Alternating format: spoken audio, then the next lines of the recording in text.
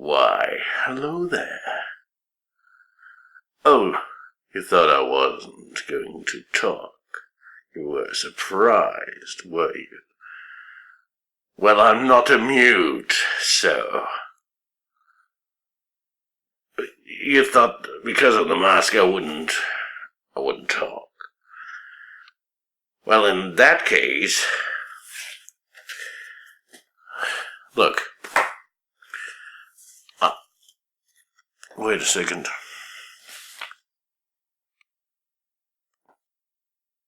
I have beard now? Anyway, I was wearing it because I was going to talk about Friday the 13th for the Commodore 64.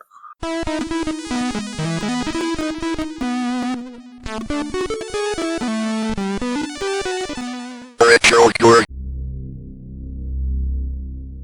Friday the 13th is, of course, the movie series that created the Jason character, who this mask is based on, who's wearing a mask similar to this.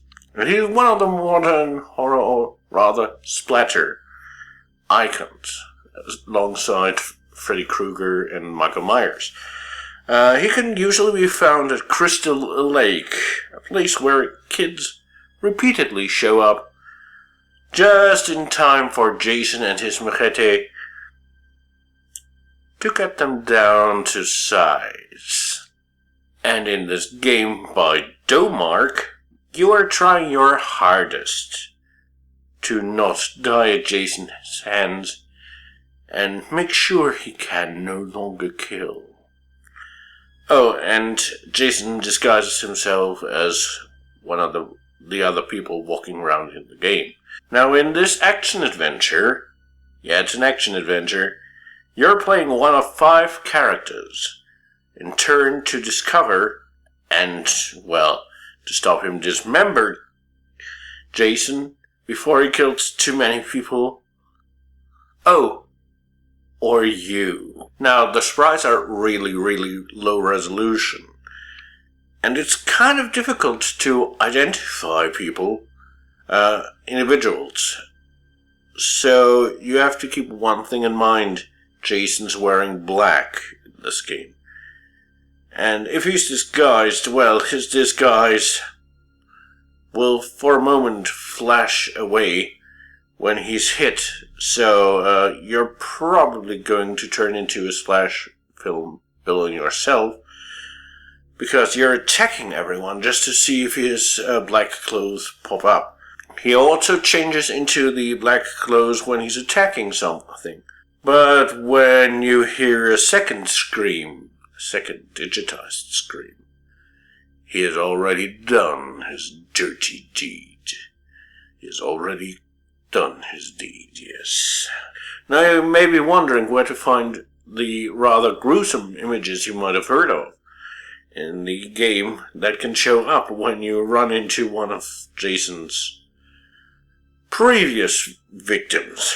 Well, as a matter of fact, I've considered it back and forth and this and that way, whether or not I should show the images, but I'm trying to be rather PG-13, which is strange because I'm discussing a horror game, or a slasher game in this case.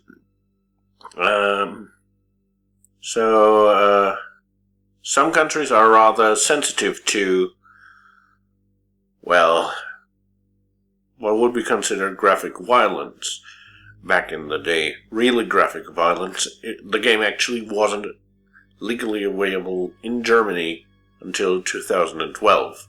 I've decided the images can be rather unnerving, especially with the digitized scream that always plays when you run into one of the corpses. So, even though the images are 8-bit, I've decided to cut them out completely here. Which admittedly makes the remaining game quite boring, because these screens startle you awake, basically. Now, not only is the gameplay dull and the graphics, uninspired, for the most part at least, But there's also a metric ton of bugs left in the game. Those bugs can cause dead people to suddenly reanimate when you've hit them often enough. Sprites can suddenly disappear, and Jason, well, if he gets stuck to fences, he starts moonwalking. Yeah, it's not the greatest game ever, but I personally think that it's not the worst, not even in its original state. Now, there is a completely revamped, a fixed version rather, of Friday the 13th, available for the Commodore 64. It is called Sunday the 15th, and it makes the game much more of a challenge, because now being scared senseless, well, it has effects. And there's much less time for you to deal with Jason as each of the 5 characters. Which, by the way, they just repeat ad nauseum. But still, the original game is, especially if you turn into your own slasher, pretty easy. Sunday the 15th, however, not so much.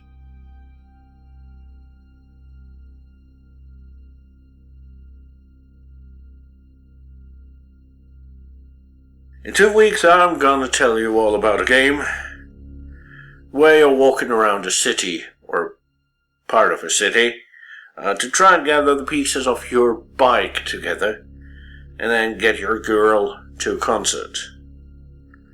Until then, you're going to be stuck on sidewalks, and that's the game's title, Sidewalk.